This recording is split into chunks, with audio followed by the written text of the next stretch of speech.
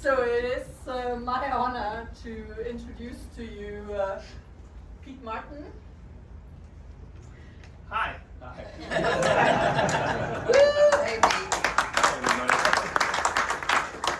I believe that most of you know Pete because he was he was the face of Michigan Founders Fund for quite some time. In the meantime, Pete has moved on to Michigan Rise, where he now is the Director of Portfolio Management at the MSU Research Foundation, where he oversees a portfolio of over 200 venture-backed companies.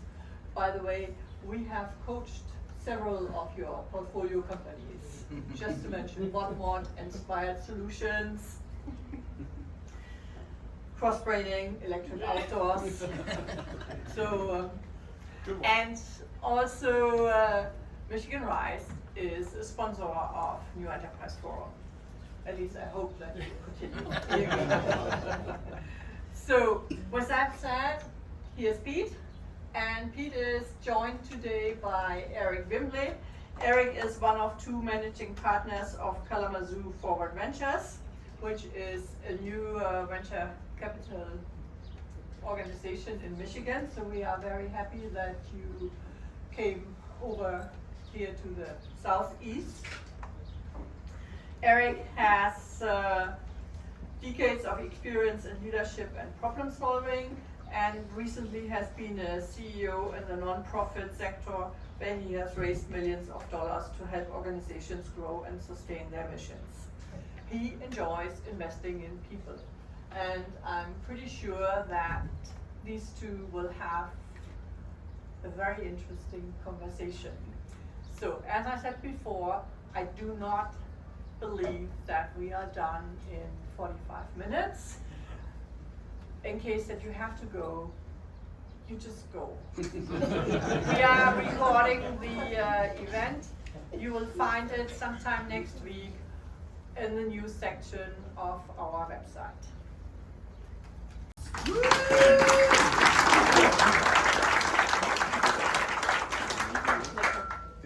So I can change. Hi everybody. My name is Pete. Yeah, I think this is about to go forward. The big arrow. Is that we're gonna figure it out? Forward, yeah. Look at it. Okay, cool.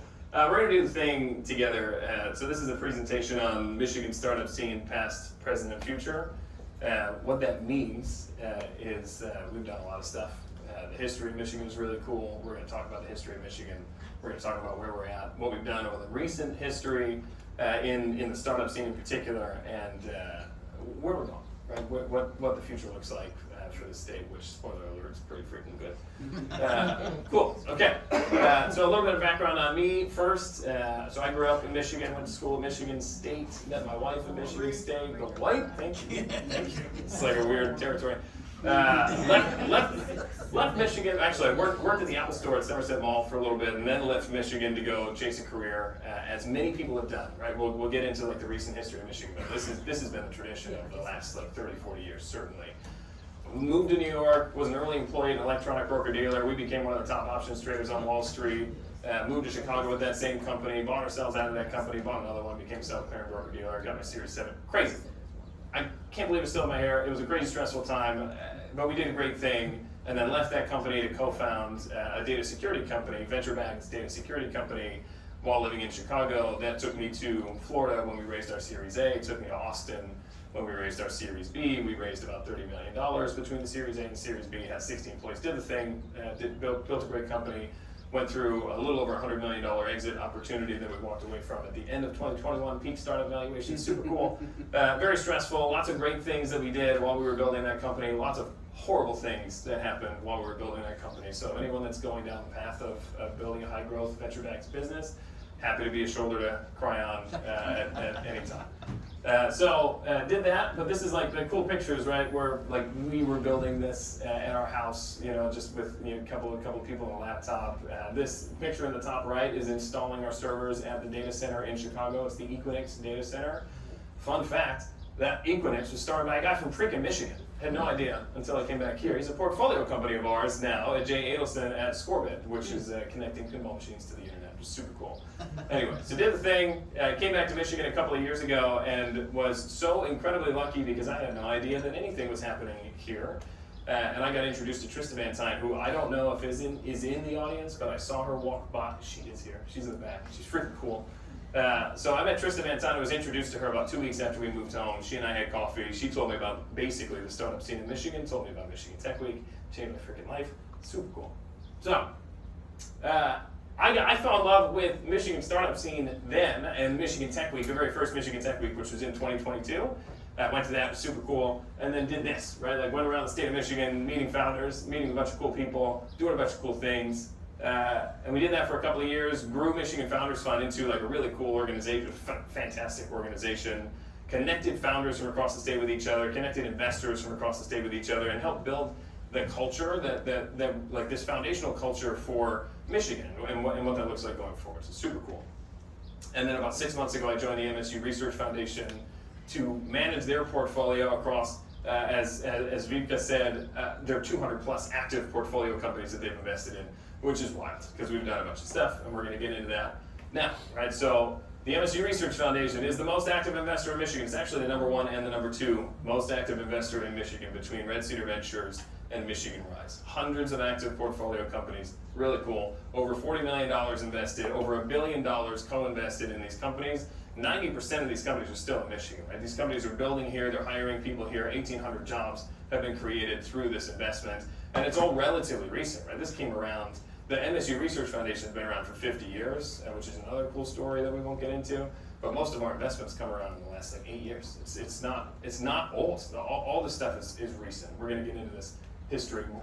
We do more than investing. We help early as well. So as folks are getting started, we have lots of free resources. You can't read any of these words. It's fine, right? We have lots of free resources. We're all around the state. We have offices in East Lansing. We have offices at the Bridge in Grand Rapids. We've got office space at New Lab in Detroit. We have people in Traverse City. We've got folks. We have 25 entrepreneurs and residents that are helping us. They're all around the state. We have folks in the UP. It's wild, right? So if you're building a company, we can help. Blanket statement. Right, so what we're trying to do is help folks get from pre-seed all the way through their Series A in Michigan, because we know if we can get them through their Series A, they're going to raise their Series B on par with the coast. They're never going to leave. Hire great people here, have great exits here. That's the thing. This is our venture team. We have almost 20 people just on the venture team at MSU Research Foundation. Again, we're all over the state. We are everywhere. We can help. Everybody wants to help. That's the cool superpower about Michigan, is everybody's really helpful. So come find us at any place that you're going to. There's people that are entrepreneurs and residents. Vivka is one of them. Bob is here. Bob's another one. Bob's hanging out somewhere. Bob, yeah, so they're here. Then go find them. They'll help you too. All right, and then really quickly, a thank you to 2 people. I called out one already. That's Trista Van Tine in the back, that lady. Multiple reasons to thank Trista. One, for Michigan Founders Fund and everything she did for me there and for the state of Michigan there. But also because, well, yeah, good. Yeah. But also, because I plagiarized a lot of her slides from a thing that she did about 2 years ago. So about 60% of the content in here is directly from Trista. Super cool. And then Doug Song, for the same reasons, right? Because what he did at Duo, because what he did with Michigan Founders Fund as co-founder and board chair there, but also because I stole some of his slides, and you're going to see those too. So, okay. Let's go. We're going to dig in. All right, so Michigan's history, right? It goes way back. So we went all the way back to the very beginning. Anybody remember the year that Michigan became a state? Cool, 1837. 1837. Come on. All right, started with lumber, right? So we have always done big things, really big things, lots of big trees, right? We help build America through lumber in Michigan, right? In the 1880s, we were the #1 lumber producer in the country. When Chicago had the Great Chicago Fire, we rebuilt Chicago with wood from Michigan, right? And in order to transport that wood, we had to use the rivers, we had to use our waterways, we built shipping lanes, we built infrastructure that became really, really useful for us. Started with lumber, moved into mining pretty much at the same time, right? So mining happened. We had the first big mining boom in Michigan was in the UP, was in the Keweenaw Peninsula, right? The copper boom of like the late 1830s, early 1840s, right? That happened here in Michigan, made Michigan extremely wealthy, and the UP area was extremely wealthy for a handful of people. But it also built a lot of infrastructure, right? Had to be transported via rail and all these other things. So we had shipping, we had rail, we had people that learned a lot of things about like the blue collar work ethic in Michigan. A lot of this comes back to mining and lumber. So we built a culture of people that built things, culture of people that were really skilled at trade, that knew how to do things, and that led directly into us changing the world. Let's call it for the first time.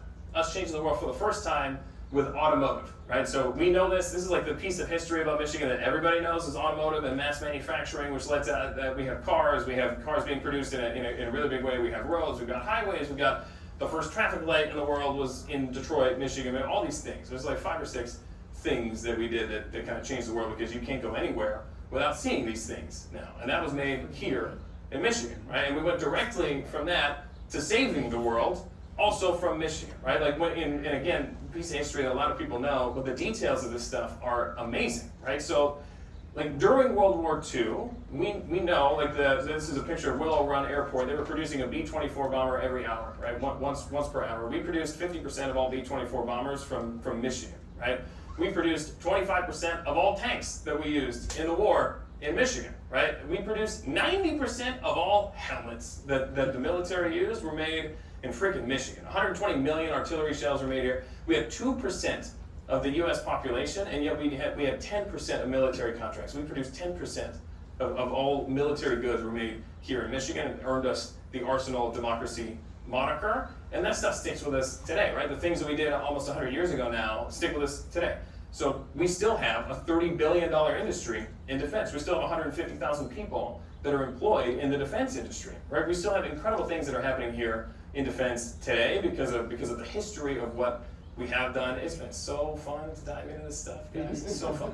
All right, so change the world, save the world, make the world a healthier place. A much, much, much healthier place. I don't think people know this stuff, right? Like, we invented the whooping cough vaccine. It's not just the fact that we invented the whooping cough vaccine in the 1930s. That was an all-female team. Nobody knows that. That was all-female team. Dr. Pearl Kendrick, Dr. Grace Eldering, and Lonnie Gordon. This lady, black female scientist, super cool. 1930s. That stuff didn't happen. Michigan did it. Very cool. I like that a lot. We also invented the DTP vaccine, diphtheria, tetanus, pertussis, which became the Tdap vaccine. That same team, right? That same all-female team did the same thing. We invented the freaking flu vaccine. I didn't know that, and I don't know why I didn't know that. I should have known that. I should have known that 30 years ago. But that was invented here in Ann Arbor at University of Michigan, right? Dr. Thomas Frank and Jonas Salk, which is a famous name, because Jonas Salk did that here, created the flu vaccine here with Thomas Francis, and then left Michigan to create the polio vaccine, and then came back to Michigan when they did the clinical trials for the polio vaccine, when they announced to the world that we were, so good, that we were taking 1.8 million children and giving them the polio vaccine that was done from here. And when they announced that it freaking works, that was at the Rackham Auditorium in Ann Arbor. So cool. We mass-produced penicillin. That's a direct steal from Tristan. We mass-produced penicillin. We kick-started the antibiotic era. Penicillin used to be a thing that they had to harvest. It was really, really rare. They had to harvest it from patients in order to get a single dose. Like, the history on that's kind of crazy. But then we mass-produced it right around the time of World War II, so we could treat soldiers and everything like that. And that was done in Michigan, of course, right? Cisplatin. This is something that I didn't know until I was interviewing with the MSU Research Foundation. It's actually the reason the MSU Research Foundation exists today, because it was invented at MSU just about 50 years ago, a little bit less than 50 years ago. That is a chemotherapy drug that has saved millions of lives, and that was created here in Michigan. Unbelievably cool things that we have always done that we just, very, very Midwest nice. We don't brag, we don't tell people about it. We gotta tell people about this stuff. And Lipitor is a more recent one. Dr. Bruce Roth here in Ann Arbor, right? Created Lipitor, the best-selling drug of all time. Super cool, guys. All right, so we also made the world a little bit more fun. Snowboarding, right? So you might know this now because it's been shared a few times, but the Snurfer, right? The original snowboard was created in Michigan by this guy that had a welding business, right? Sherman Poppin just had a welding business. He kept that as his day job, by the way, his welding, but just kept doing that. He was just a dude building a thing, created this thing, because people in Michigan are just builders and tinkerers and makers. It's like that's the history. It's like the blue collar history of getting things done. He just knew he was trying to entertain his daughters, created the Snurfer. There you go. Motown, Barry Gordy, worked in automotive, right? Worked in automotive, worked on the line, also wrote some songs for people. Those became hit songs. Got upset that he wasn't getting paid enough to do that, and then launched this thing called Motown. And that became wildly successful for so many reasons. It brought black culture into white families and really helped push the whole world forward there. Super cool. Just another guy that was doing things. Gibson Guitars, Orville, great name, Gibson, in Kalamazoo, was a clerk, worked retail, right? Worked retail, and self-taught instrument maker, and then creates Gibson Guitars out of Kalamazoo. Techno, right? Juan Atkins and the Belleville Three, they're freaking teenagers. I listened to the song, the very first techno song. I don't think it's very good, but I listened to it last week. It's interesting. But you can find it, and you should listen to it for history because it was made in Michigan. Right, made in Michigan, started in Michigan, super cool. And then the circus, right? James A. Bailey, like Bailey of Barnum and Bailey Circus, is from Michigan. He was a runaway. His parents died early because it was 1800s. His parents died early, so he was a runaway. And then his ability, his logistics ability, was copied by militaries around the world because he was so good at moving so many things, so many crazy things like elephants and people and food and tents and all this stuff that militaries around the world copied what he did. Because people in Michigan are great at what they do. Super cool. All right. And we move the world forward on a social level, right? So we've done so many cool things. I don't know who's keeping track. I can't. Every time I try and count this thing, I get too hyped up. So I don't know how many times that we've changed the world so far. But we're doing it again, right? So we pioneered the 5-day, 40-hour work week, again, in the automotive era, right? We did this, right? The reason it's a standard starting in 1926. So next year we get to celebrate 100 years of working 5 days a week, 8 hours a day. I don't know if we're excited about it, but we get to celebrate 100 years next year. So there we go. Maybe we'll change it again because we could, right? Because we do, because we have, because we always do. We ignited the modern labor movement. The Flint sit-down strike, the strike in Flint was the strike that General Motors recognized a union. General Motors at the time was one of the largest companies in the world. They recognized a union, which paved the way for unions to be recognized across the country. Unbelievably cool. We started the middle class with $5 a day wages. That was also automotive, right? The amount of things that came out of that, unbelievably cool. We have the first woman CEO in the U.S. This is Anna Sutherland Bissell, right here, of Bissell, like vacuums, sweeping, etc. First female CEO in the country. We were also the first state in the country to put into our Constitution the right to a free education. Super cool, super cool. No, I don't think anybody knows that stuff. Nobody knows that stuff. It's so cool.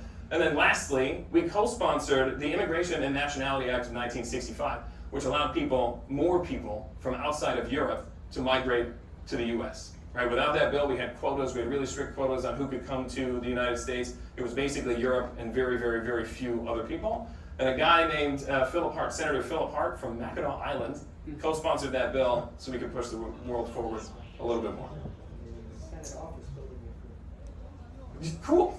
Look, this is so many things that I don't know still, but like this is trying to put as much into this as possible. All right, we got 15 minutes that I'm trying to stick to here. We'll see. We built lasting businesses, right? We built plenty of businesses that have stood the test of time, that are very cool business, mostly very cool businesses, right? So we got Meyer, we got Whirlpool, we got Amway, we got Steelcase, we got Carhartt. Carhartt, great flannel. Carhartt is the company that popularized flannel around the freaking world. It's them, right? We started in Detroit, I can't tell you yet because I have a question. In some year that you don't know yet. All right, so the question for the group is, do you know which is the oldest company on this slide?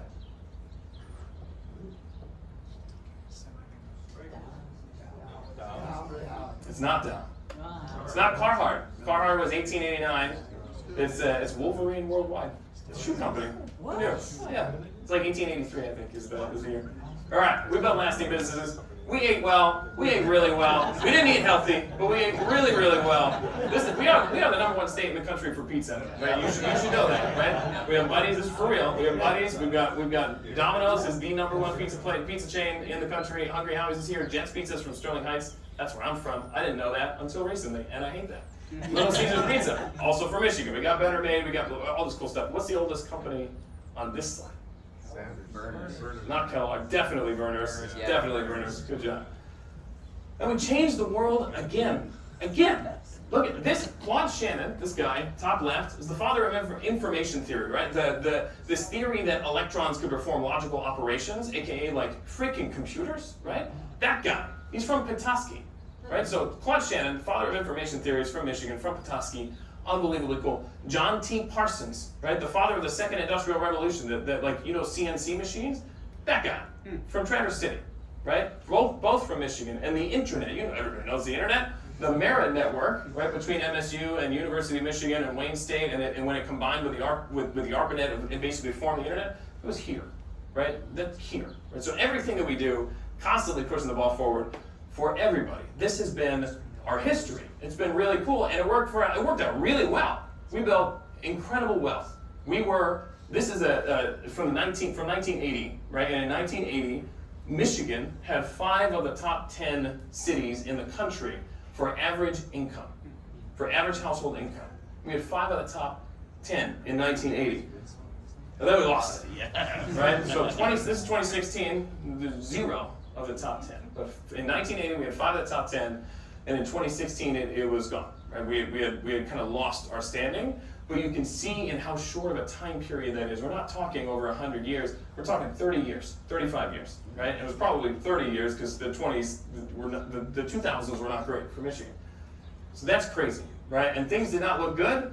We had auto manufacturing jobs that went away. We, as a state, we weren't prepared. We were super highly leveraged on that one industry, and so as a state, we weren't prepared for it. In 2006 to 2010, Michigan had the highest unemployment rate in the country. From 2000 to 2010, Michigan was the only state in the country to lose population. It got rough. 2011, Pete left. Well. And 2013, I'm just saying, 2013, Detroit declares bankruptcy. I'm just, you know, it's on the list. I don't know. And we had plenty of great people in Michigan that were leaving Michigan to build their companies. So Google, Larry Page from Michigan, right? Twilio, Jeff Lawson and that team left Michigan. Handshake, the students were at Michigan Tech, left Michigan. Civilization, I put it on here because I love video games. Civilization, Sid Meier went to University of Michigan. Fred Schmidt, who ran marketing for everything that Sid Meier was doing, and Wing Commander and all these great series, was from Michigan. Grew up in Detroit, went to Wayne State, they left. Carta, Michigan, Expensify, Michigan, Maven Clinic, right? This Kate, she's the only female founder on this list. $1 billion company, right? Unicorn company, went to U of M, is not in Michigan, right? My wife and I actually use this. She uses it. Super cool. Nest, freaking Nest. I've had a Nest since 2013. Had no idea that the founder was from Michigan. Grew up in Michigan, went to school here, and then left, and then got acquired for $3.2 billion by Google, right? Great companies that were built here, that could have been built here. The people were here, but they left Michigan to build their companies. So we had to find a new way forward. You might not be able to read this. Freaking love this slide. So we're going to talk about this slide for a minute. We had to find a new way forward, so we did. We built one, and if you go back to the year 2000, right? 2000 is when SmartZones were created, right? Or the legislation was passed for SmartZones to be created. 2001 is when it came out. 2002, the Michigan Venture Capital Association comes around. 2003, you've got the Bioscience and Research Commercialization Center over in Kalamazoo. 2004, Grand Angels, the very first angel group in Michigan. It didn't exist before 2004, right? But it started just about 20 years ago. And then 2005, the first state-backed venture funds. I'm pretty sure Ann Arbor Spark is that state-backed venture fund. 2005 is when it comes around. 2006, Techtown Detroit. And so you get like, the history here is extremely recent, right? Renaissance Venture Capital launches 2008. We'll skip a little bit. Bamboo, because they're a sponsor, opens their first location in 2013. A2 Tech 360 launches in 2015. That's not long ago, guys. Like 2015, like I already graduated college. That's crazy. 2016, Red Cedar Ventures launches. That's where I'm at now. 2017, you got Grand Ventures decides to open up their first fund out in Grand Rapids. Michigan Rise, one of the other funds that I managed, launches in 2020. 2020, guys. This is like peak pandemic. We're launching venture capital firms, funds in Michigan. And the Michigan Capital Network rebrands. And then 2020, look at this, right? Because we did all of these things over a period of 20 years, and then in 2022, the Ann Arbor Entrepreneur Fund rebrands as the Michigan Founders Fund, right? 2022 is when this happens, and also the very first Michigan Tech Week happens, and also the very first Tech Week GR, Grand Rapids, happens, and also the very first Northern Michigan Startup Week happens, right? So like all of this stuff is happening over 20 years, but then momentum hits, right? And you've got the first Innovation Week in Marquette is in 2023. You've got, and then look in 2024, one of my favorite years of all time, 640 Oxford, new venture capital firm. Hidden Capital, $60 million fund, new venture capital firm here in Michigan. Kalamazoo Forward Ventures, Eric Wimbley, Daniel Jeffries, new venture capital fund in Michigan. Fantastic. Second black-owned venture capital fund in Michigan. The other one, Union Heritage, also launched in 2024. Right? Roman Capital Partners, Jay Farner, launches his venture capital fund in roughly 2024.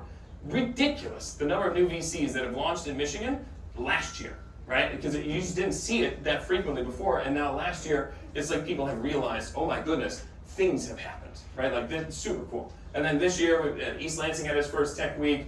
Michigan commits $60 million to innovation in the state. We have R&D tax credits that get passed again. Like, goodness, it feels like we have built a new way forward, and because of that, we can see some things happening, right? So in 2010, Rocket moves to Detroit.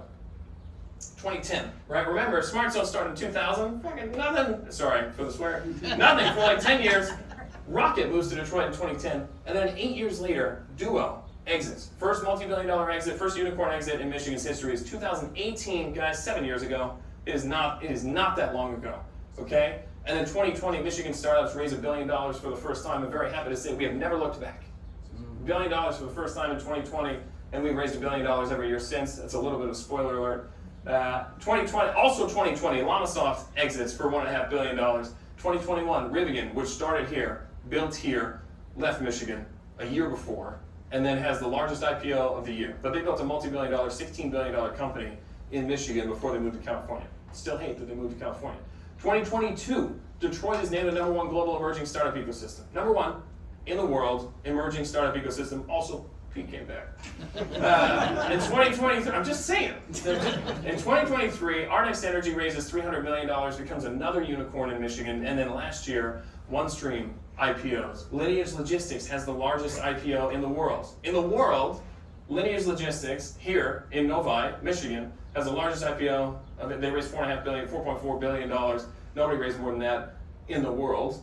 That was done here in Michigan. Detroit's population also grew for the first time in 60 years. This is not a freaking coincidence, guys. Like, it's because there's been so much time and effort and money and people's time put into this that the recognition has come, right? The perception of Michigan outside of Michigan was horrible. I was gone for 12 years. Anytime that someone learned that I was from Michigan, they would say, oh, I'm sorry. Sorry about the Lions. Sorry about this. Sorry about everything, right? Now Detroit is growing. Right, and Michigan, which lost population from 2000 to 2010, the only state in the country to do that, Michigan experienced its largest period of growth in the last 20 years from 2020 to 2024. And then this is my freaking favorite thing. This is not me. I didn't write that, right? This phrase, Detroit brims with possibility. Detroit is our teacher. Detroit used to be behind but is now ahead. Detroit has made it through. That is from the Summit Conference, which is coming to Detroit in June. Right? They're going to be here, $5,000 a ticket to go to this thing. Jeff Bezos has spoken there, Elon Musk has spoken there, all of these very fancy people go to this conference. They fly from across the world to go to this conference. They're doing the very last Summit Conference in Detroit for that reason, because they see it too. Super cool. That's not to say that things are perfect. There are still many challenges out there. Roughly, I think it's actually 98%, but I'm going to give us the benefit of the doubt. 95% of venture capital funding comes from outside of the state. It is still very hard to raise money purely from inside Michigan. We're seeing a little bit of change there, but when you get to Series A or any later rounds, you're raising money from outside the state. That's just a fact. It still takes, on average, 2 years longer for a founder in Michigan to raise their first $500,000. I can say that with extreme confidence because I've talked to many founders that are 2 years in just raising their first $500,000. And they should have raised it 2 years ago. I would have backed them 2 years ago. I hate that it's taken them this long and that they've had to go so far with so little in order to get to where they are. There are still zero, to my knowledge, zero unicorns founded by Black or Hispanic or female founders in Michigan. So far. That's going to change. We know that that's going to change. But that's still a zero. The investment environment in Michigan is still very cautious. There are lots of early stage venture capital firms that are lacking conviction is the term that I'll use, right? So the inability for someone to say, you're awesome, I'm going to back you, I'm going to go call everybody I know and get them to back you too. It doesn't happen as often as it should. It needs to happen a heck of a lot more often. It's why I'm very excited about the folks at Kalamazoo Forward Ventures, because they can do that, and they do that. It's very cool. But still, we need more people that are willing to have high conviction on founders. Back a founder, love what they're building, love the founder, don't care what they're building, honestly. Love the founder, and then back the founder, get other people to back them too. And the last one, I don't know if I'm coining this term. Has anyone ever seen the movie It's a Wonderful Life? You know, there's an angel in that movie that hasn't earned his wings yet because he hasn't helped enough, right? He's like sent down to earth to really help somebody so he can earn his wings. That I kind of feel that way about the angel investor environment in Michigan, which is to say that there are many angel investors, there are many people in Michigan that are extremely helpful, but where an angel investor can be most helpful, which is what happened with us when we were building our company. We had an angel investor write us a check when we had a team and an idea, and that's it. And for the most part, founders in Michigan are not finding that when they're speaking with angels across the state. They are finding folks that want revenue and revenue growth, and you have to prove a lot more in order to get an angel. And so that's the challenge that lots of founders are dealing with today. So it's not to say that everything is perfect. There are still plenty of challenges, but we can all work to make it better for founders in the state. That said, there are great minds, many great minds that are now choosing to build in Michigan.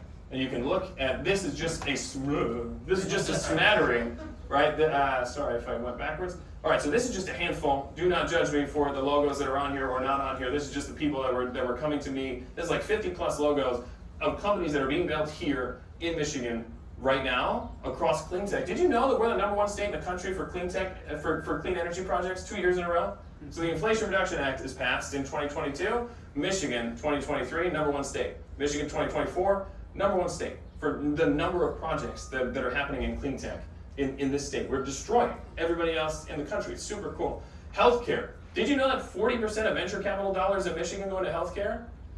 I don't think anybody knows that. It's awesome, right? And if you look at the history of Michigan and what we've done and like the incredible things that we've done as a state, that makes sense. Tech, AI, consumer packaged goods. If you haven't seen Protein Pints yet, and the fact that they in the last couple of months have expanded across the country with like Kroger and Target, super cool. But on the tech and AI side, incredible companies are being built here. Y Combinator-backed companies are being built. There's 2 in Traverse City. 2 Y Combinator-backed companies in Traverse City. And on the mobility side, we're still dominating. On the mobility side, we still win there too. And on electric vehicles and electric ATVs and all this really cool stuff. Super cool. And we're winning again across industries. It's awesome. I don't know if you saw this. Apple announced that they're going to spend $500 billion in the U.S. over the next 4 years. You see the very first state on their announcement? Freaking Michigan.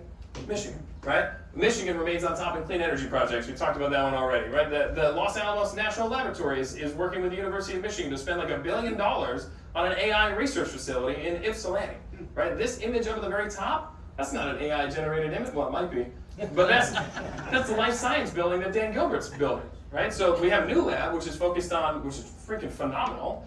And New Lab is focused on deep tech, right? And hard tech and clean tech. And this building is focused on healthcare, life science, super cool, right? Billions of dollars are coming into the state because we're winning. Again, we're winning across semiconductors, clean tech, AI, like everywhere. It's super cool to see, and we are rocketing forward. We've got, again, 5 years straight with $1 billion raised, and we're up like 40% year over year. We're like 34% year over year for the first quarter, and we've got a great start to the second quarter in terms of funding raised.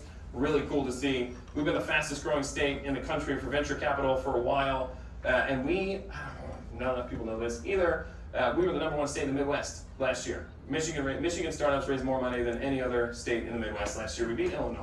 Super. We beat Ohio. Of course we beat Ohio. We beat Illinois. We beat Chicago. And you know why? Because it's not that Ann Arbor beats Chicago. It's not that Detroit beats Chicago. It's that Michigan beats Chicago, because Illinois only has Chicago. We have every city in Michigan, and it really is. The startup scene in Michigan is popping off everywhere. And it's because there have been organizations going around the state connecting founders from across the state, and founders have been doing that too. Super cool. And then last thing, because I love this stat, there are now 4 black female founders that have raised more than $1 million for their company. There are only 4, but there was only 1 until last year. And now there are 4. 3 of them, I think people know. One of them is himself. Very, very, very cool to see. That's it. Let's change it. I'm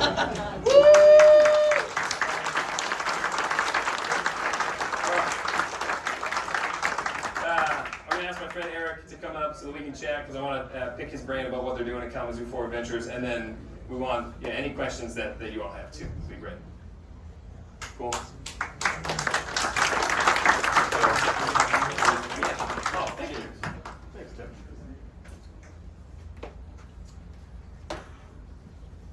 Preferred side? No. Hi, Eric. Everybody, this is Eric. Hi, Eric. Hello, everybody. Do you want to start? Do you want to just tell everybody who you are, how you came to be? I guess they got a little bit earlier. Well, I want to start with, I heard you say something about losing hair. And I don't know if I can afford to do any more of that. But everything else was amazing. So who we are, I'm a managing partner with Kalamazoo Forward Ventures on the VC side.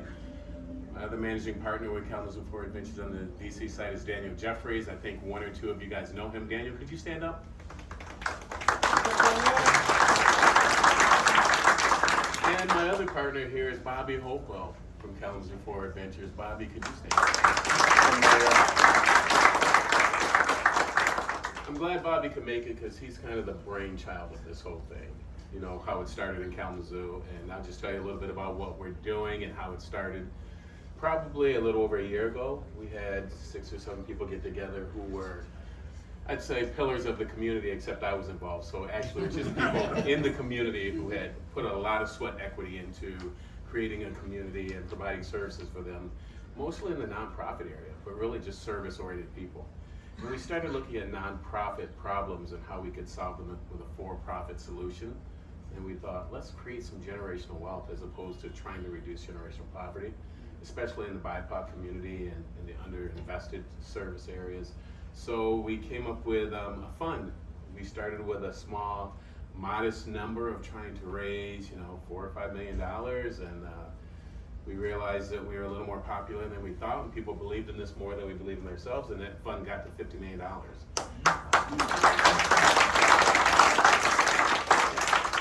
And so Kalamazoo is an amazing place, and we really want to invest in Kalamazoo. We really want to invest in Michigan. So we have 3 different pillars that we serve under. We have $20 million that's going towards venture capital over the next 4 to 5 years. We have $15 million going into real estate, which we're developing affordable housing, we're developing workspace housing, and just developing some businesses there with real estate within the Kalamazoo area, Southwest Michigan area. And we have a main street that we use to help smaller businesses scale up in the Kalamazoo area. So we're really focused on Kalamazoo, supporting the community. One of the more difficult things is trying to remind ourselves that we're not philanthropic, we're more of a business, and reminding the people that we're investing in them, we're not just, no longer just giving the money out. So that's a little bit of a transition for us because we're so in love with our community, Kalamazoo, Michigan, Southwest Michigan, all of it. Did you all know, do you remember Mophie juice packs, like the original, if you had an iPhone like 10 years ago, you had this thing that you put on your iPhone that you can tap the button on the back, it was like an extra battery? Yeah. Yeah, cool, that was made in Michigan. In Kalamazoo, actually. Which I found that out last year and it blew my mind. Yeah, which is another thing, like Nest in Michigan, Mophie juice packs in Michigan, really cool things, people building great things that are just quiet about it. I hate it. What's the coolest thing coming out of Kalamazoo these days? There's so much. I mean, one, we're really in love with education. So we have the Promise. A lot of people have heard Kalamazoo Promise. All of the kids in Kalamazoo Public Schools get to go to college for free. And we're celebrating the 20th year there. Yeah. So, wow. And that's really important. I mean, that opens up the opportunities to what's going on all over the state. In your history lesson, I'd like a copy of that. Because that was really impressive, amazing. And what it told me is, even though we just started last year, October 1st for our fund, we're not that far behind. No, I thought we were decades and decades behind because for me, VC was like the Fight Club. First rule of Fight Club, and nobody talks about Fight Club. And all of a sudden, we're thrown in the middle of this. I'm like, wow, we're so far behind, and now I'm hearing that we're not far behind. either way, we want to be able to support and partner with so many people and provide so many resources. Like, we want to invest in people. The momentum is freaking here now, like now. And it really feels, it's legitimately not anything to do with me moving home. I just moved home at the right friggin' time. And I don't know if it's silver lining because of the pandemic or whatever, but my goodness, the amount of people that have come back to me. I've had 4 people tell me this week that they're moving back to Michigan. 4 people this week pinging me on LinkedIn saying that they're moving back to Michigan. Unbelievably cool. How many portfolio companies do y'all have now? It's moving so fast. 8, 9, 10? We're up to 10 now? 10. Yeah, we're up to 10 since October 1st. That's only for VCs, and we've got 12, Yeah. 12 across all 3 funds. Yeah. So 10 in VC, 12 across the other funds. Yeah, and then the other funds again. So you 20 million for venture capital, is that right? Right. And then the other 2? 15 million for the other 2. Yeah. That adds up to 50, right? No. 15 apiece. So it adds up to 50, no, 15, 15, 20. Yeah, Just kidding. yeah. All right. Yeah. Cool. Love it. What questions do you all have for Eric and what they're doing at Kalamazoo? Purple Strip. What's the focus of your VC funds? Do you have a particular theory Thesis. that you're working under, or thesis? Yeah, so we're pre-seed agnostic. We really like to focus on, what's your favorite area, Daniel? I know you didn't want to be up here, but I'm calling you out anyway. So, Yeah, I mean, it's really underrepresented founders, gap closing products. If anyone is familiar with K-Port Capital, they pioneered the term gap closing products. We have a preference for Michigan, and we're really looking for Kalamazoo benefit in our investments. So that's really the big 4 factors. And then the 3, because you're investing in venture and you're also investing in real estate in the community, is the other 2? yes. And that's the same thesis? Yes. Yeah, cool. What other questions? In the back with the hat. How far out would that real estate investment pertain to around the Kalamazoo area? Grand Rapids? Close? Well, that's interesting because when we started that thesis, we were thinking Kalamazoo, then Kalamazoo County, and now with all of our areas, we're looking at the future. What does that look like? How far out do we want to go? So ask that question again in 6 months. Fair. All right. I'll remember. Okay. So would you say that your group is more social impact focused versus necessarily just, I mean, bringing in a for-profit element as you've been transitioning, but more organizations or companies that are trying to do good in the community or for people? We are not more social impact focused. So we're really trying to balance that. Where are we really?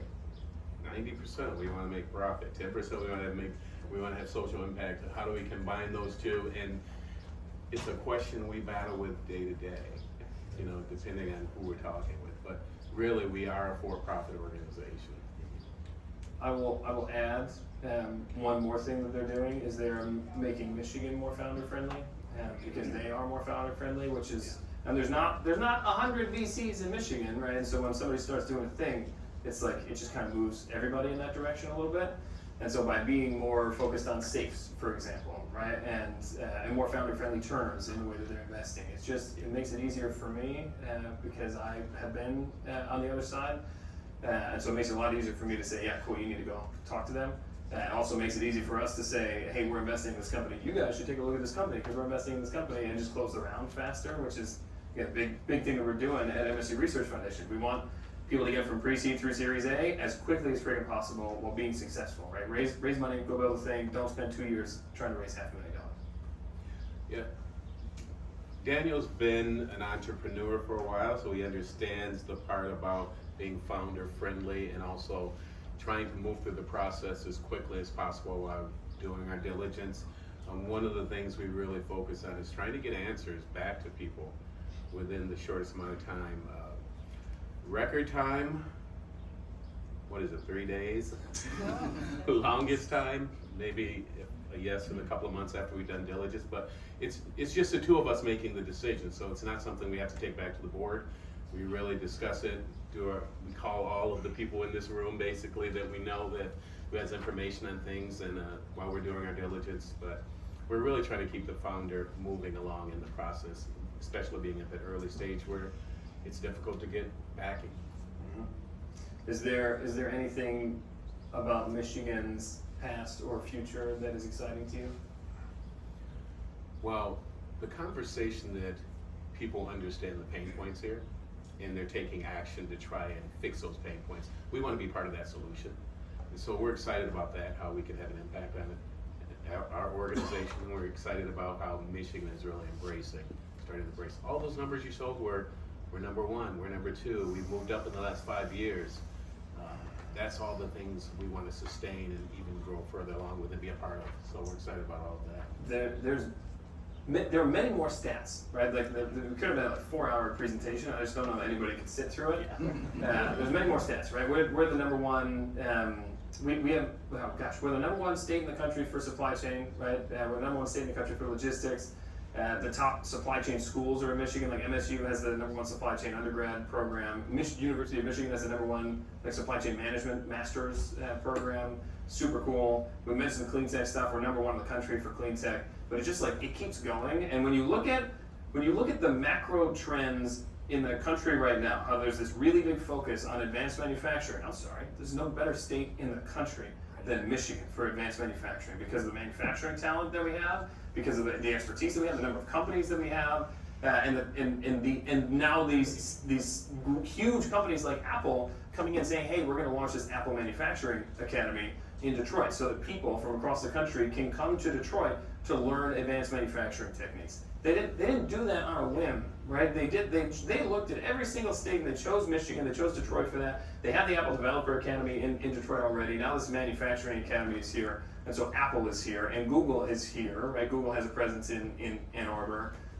It's unbelievable to see that too, right? And it just, the more that you dig into advanced manufacturing, the better Michigan looks. The more you dig into clean tech, the better Michigan looks. The more you dig into supply chain, and like the fact that Don Hicks, who founded LlamaSoft, now founded Optologic, right, which just raised $20 or $30 million and launched a tariff optimization tool because his previous company was in supply chain, and now he's doing another one in supply chain. Like, yeah, it's crazy out there, but like that's a great idea. That was a great idea to launch that product. Super cool. And so we have all of these areas that there's a focus on in the country again. Michigan has just been there the whole time. We've always had this expertise, and so I think the spotlight is coming to the state in a really big way. Something you mentioned about something we're proud of in Kalamazoo. Bobby, can you talk a little bit about WMU, as we mentioned, manufacturing and what they're doing, the partnership we're trying to develop with them? NCAA champs. Yeah, hello everybody. Yeah, NCAA champs, first time. Yeah. Hockey champs, national championship. Our dance team had a national championship too. As well. I'm not supposed to be speaking, but we're doing our best to activate the resources of the university. We have a new university president coming into town from your side of the state. Russ, he's coming in next month. We're working with the engineering college, the innovation center, to look at the patents that are on the shelf, to look at all the opportunities regarding innovation. We have a number of certified programs like design and arts, multiple programs, so we're trying to leverage all of those in the community. The university is really starting to step up as it relates to entrepreneurial. Still have work to go. We're not MSU or U of M, but we're working on it. It's sort of like the slide you have. You know, we got the flywheel going. We're that hamster, one of those hamsters. Kind of a slow, kind of fat hamster.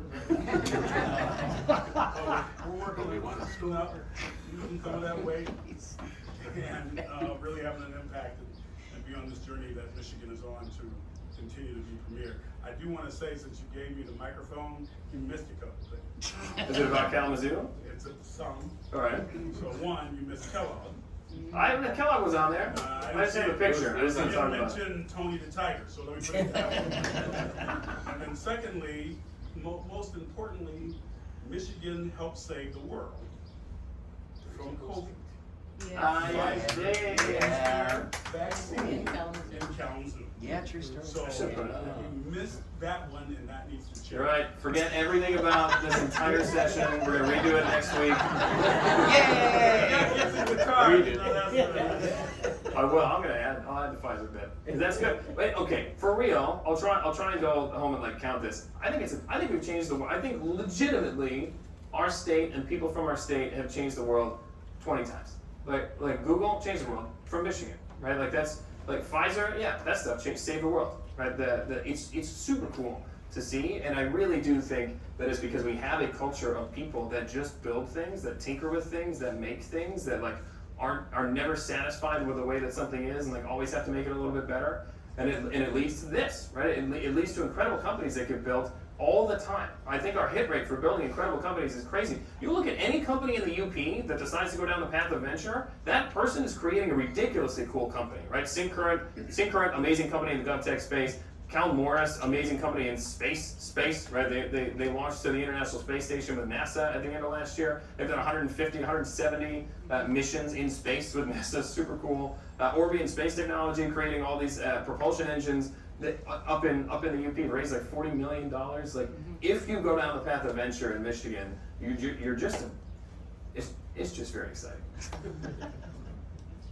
Workforce development is suffering, and to power all these new businesses, we need to address that. So, do you have any thoughts on that? Do I have thoughts on workforce development? I do know. I mean, there's lot. I love what Apple's doing with Apple Developer Academy and the Apple Manufacturing Academy. I think that's great. Can Michigan be doing more? Yes. Is Allison Malik and what she's doing on the mobility side to take folks that have spent their career in automotive and get them into new areas? Yeah, I think that's huge. I think we have such a huge, and again, this is the reason Apple's come to Michigan. We have such a massive opportunity to take folks in manufacturing and train them on advanced manufacturing techniques, because to me, that's the same as software companies moving into SaaS companies, right? Software to moving into the cloud. Like that's just taking a thing that you're already really good at and thinking about it in a slightly different way. So we have all these folks that we can retrain into advanced manufacturing and make them really, really good. How we're going to do that, how the state's going to do that, give them the funding to do it would be a good start. I think. I'm probably Debbie Downer here, but with math scores throughout Michigan, like in the 30% efficient, that's the fuel that we need to really develop. I think it's a really good point, and I'm confused by that because like MSU is the best education school in the country, right? It has been for decades. If you could make it. Huh? If you could make It doesn't. Well, I won't say it won't give you the best education in the country because I went there, but it's the best. Like it makes the best teachers in the country, right? Like this is the school is ranked that high, and it has been that way for decades. And so I'm like so surprised that the reality is that like we're not top marks across the state for math, for all these different areas. Don't know how to solve it today, but I wish I did. Tim. Question. Thank you guys. This was amazing. And yes, I would love for you to do this again next week when you add the slides. So we've had a lot of impact in the state from the way that people have gotten funded, like you guys have said. It's very difficult out there for founders right now. So for any founders in the audience, just to shout out, quickly, what can you do to become a better founder? How can you be someone that it would be investable by venture capital? And I look forward to your thoughts on that.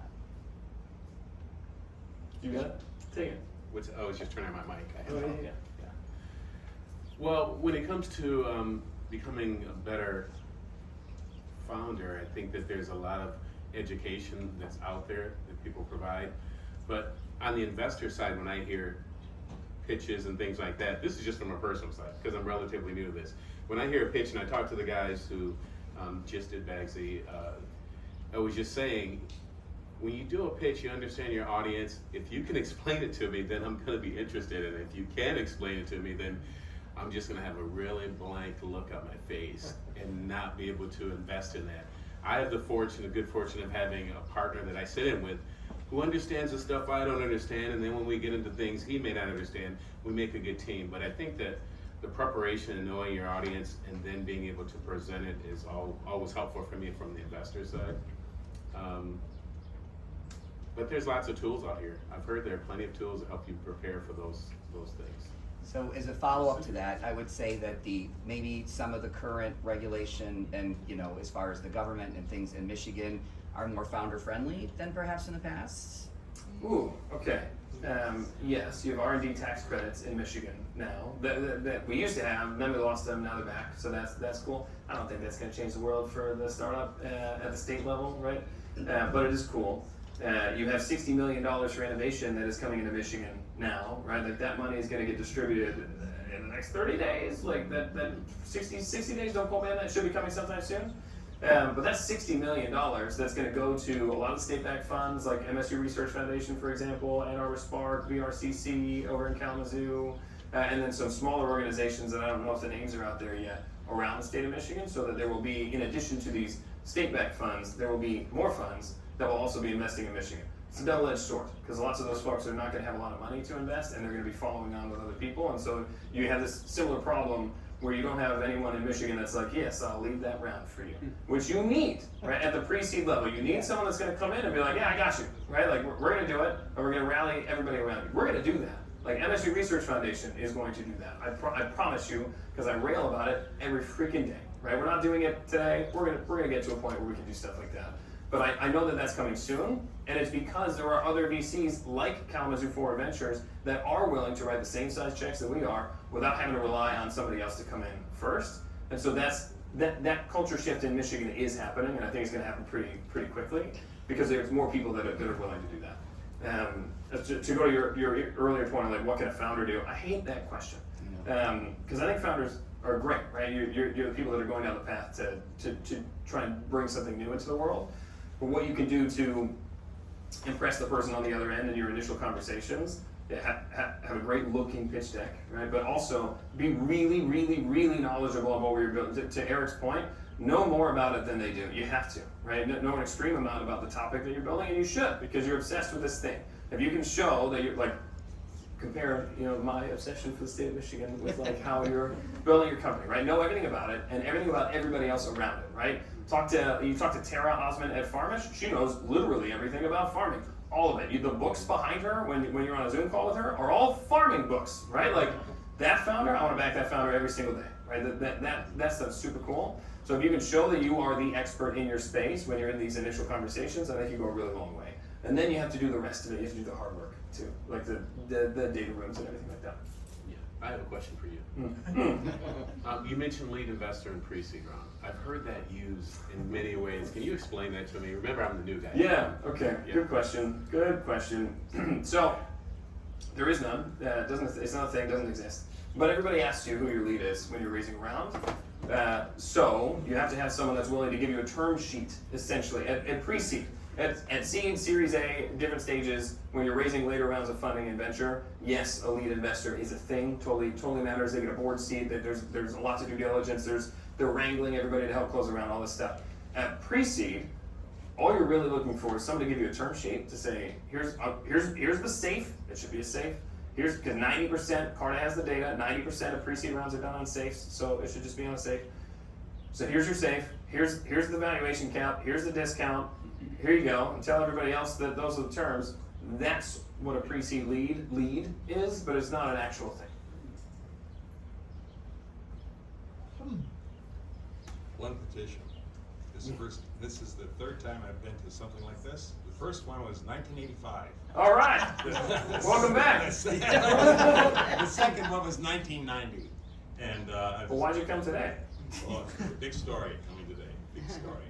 I was born in Detroit, went to U of D, graduated first in my class, material science engineering, went to MIT, picked my own curriculum like an artist.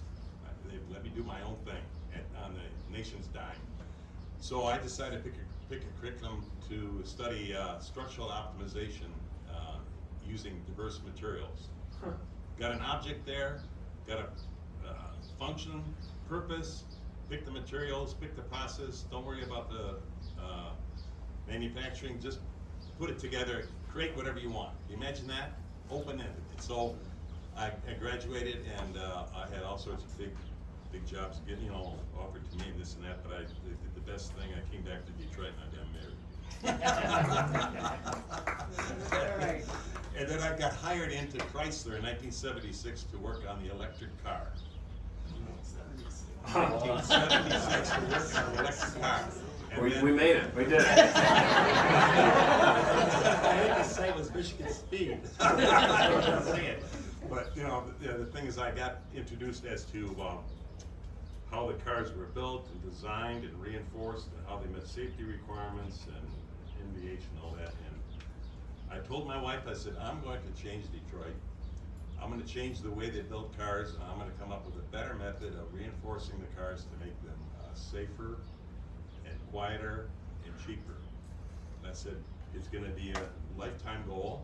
And she said, you don't have any kids, I'm going to support you. She was a teacher, elementary teacher, you do your thing. So that's when I left GM, because I worked Chrysler for GM, and I left and I came here in 1985 to find out about investment, this and that. But a major automotive supplier took me on board, and we started to get that started. And we were going, and we had 3 product releases. Then Essex Chemical, my partner, was bought by Dow Chemical for $400 million, and they killed the joint venture and put me back on the street. Okay, so I had to start. So I came back here in 1990 with my hand out again, and then I'm talking to the various people in the state of Michigan. I couldn't find anybody, this and that, and then the big 3 said, you know what, we want your stuff, we're going to find you somebody, and they did. And then we started to grow, and this created this thing. And so basically at this time, what I invented is worth $600 million annual growth globally. 400 million of that is built in Michigan. How about that? So why am I here? So I've been out of that scene for 22 years. So I got into green technologies for packaging, and I was working with the guys at KTM Lansing with the green cell for years. I worked with them very closely, so I got into the green chemistries big time. And I said, you know what, I got all this money. I'm gonna sit here, I'm gonna invest in my own money. You know, I just couldn't, being age 56. Well, there's Tim right in front of you. Oh, yeah. So anyhow, so I got this thing developed and so forth, and I got a business plan, and I started chasing investors in 2023, still chasing investors. And so I decided, you know, hell, I'm gonna put my profile in LinkedIn. So I put my profile in LinkedIn, and I get a call from Mike Collins. Mike Collins founded Alumni Ventures. Oh, yeah. In 2014, okay? And he called me, and then Chris Sklerman called me from MIT, they're their venture group. And they wanted to talk to me personally. What's with this green thing? What do you want to do? How do you want to do it? This and that. So they said, basically, they really are investing in medical, AI, and this and that. And they said, you know what, we're going to send you an email. You got to go to Spark, the next meeting, and you got to show up. So that's why I'm here.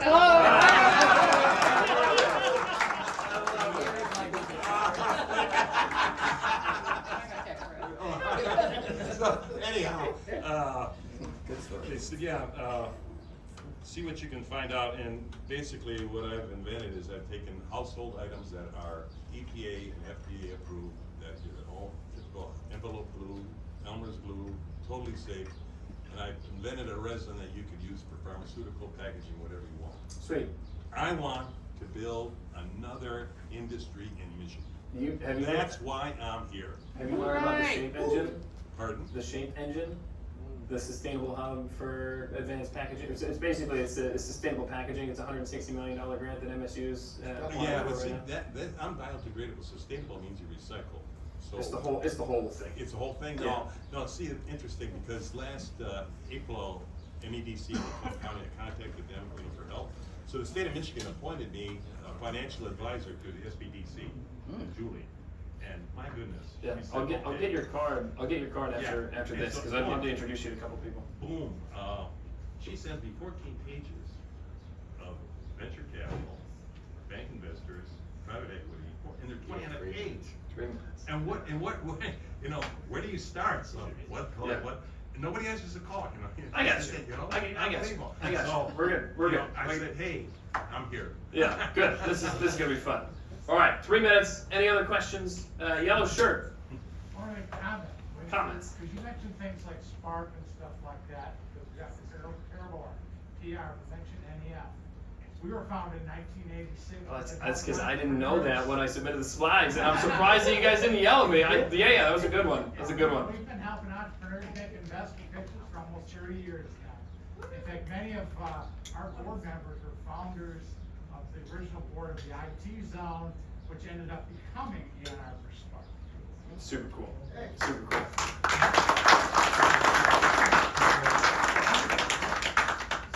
One or two more questions, then we'll wrap up so everyone can get home, including me.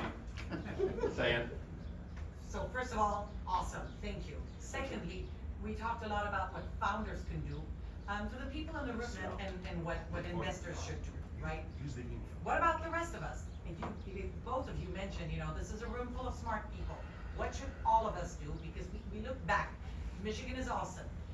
What can each of us do? What can different ones of us do to be part of and to support the future? No pressure. Easy question. It's an easy question. The last one has to be an easy Well, question, right? Yeah. I'll tell you, one of the things that I found is that I didn't know much about any of this stuff for a long time. Like I said, don't talk about it. I think more needs to be talked about. I think people need to share information. When you're talking to an entrepreneur, I don't know how many times in the last 20 years I've talked to entrepreneurs or founders or anybody, and they didn't know anything, or they didn't share anything with me. I didn't share anything with them because I knew how to raise money. I've raised millions of dollars for nonprofit. If an entrepreneur came up to me and said, hey, I've got this idea, I'm doing this, this, and this, I would turn and say, oh, I have a friend who knows here. I have a contact here. Mm-hmm. And I've done that, but I think we need to talk about this more. I think there's so many people out here that doesn't know this ecosystem exists. Mm-hmm. And we need to talk outside of this room to other people. I've seen a lot of these people in the same group, and I've been to a lot of events in the last 6 months, but it's the same people. Bring in new people, talk to people who don't know about this, and you're gonna find that there's tons of money out there, tons of resources, tons of support. The storytelling piece, I'm not going to change a single word. That's exactly right. The storytelling piece has to be the thing. You have to talk about what you're doing, so please do. I found in Michigan, so when I moved home almost 3 years ago now, I was actually shocked that there was a startup scene in Michigan, because I had literally I didn't know that Dual Security was here. I thought they were in Austin because I lived in Austin. They had a building in Austin. I just assumed that they were headquartered there. I had no idea that they were built in Ann Arbor the whole time, and I was really mad when I found that out, like really mad. And so I talked to a lot of people outside of the state, and I literally did like customer discovery interviews and just would ask a series of questions like, hey, on a scale of 1 to 10, where would you rank Michigan's startup scene, like tech and innovation scene? And I had multiple people tell me 0 because they had heard nothing. So please, if no one knows about the thing that you're building, you can't build something great. You have to have distribution, which means you have to get out there. And you can do that in multiple different ways. In Michigan, we are allergic to self-promotion. We don't like it. It's the Midwest. We don't like to brag. We don't like people to think that that we think that we're better than them. Whatever it is, that's fine. Talk to other people and get those people to talk on your behalf. So Diane, to directly answer your point, shout out other people as much as you can. When you all leave, when you go home and you're like meeting with your friends and family or whatever you're doing for the next week, frickin' tell everybody what's happening in Michigan so that we can further change it. The perception of Michigan is changing. That's cool. I couldn't say that 2 years ago. The perception of Michigan is changing in a great way, right? So back into what it should be and what it was and what it will be again, which is, man, that place is awesome. Like, great things are happening there. Ashley Davidson is here. Where's that? Ashley, where are you? Yeah, she's here. Phenomenal person. Came to Detroit. She left. All right, Ashley Davidson is awesome. She's the lady that did all the Lincoln commercials with Matthew McConaughey. She moved to Detroit 7 years ago because she came here to visit and was like, "Oh, what the heck is happening here? It's so wildly different than anything that I recall." And so that's becoming a real thing now. Super cool. So please share your story. Please share other people's stories, because it is easy for us to do that. It is very easy for us to share the success that other people are having or the great wins that they have, so that the world can hear about it. So please do that. That's it. Storytelling. We're done. That's it. We did it. Thank you, everybody. Eric, thank you. Appreciate it.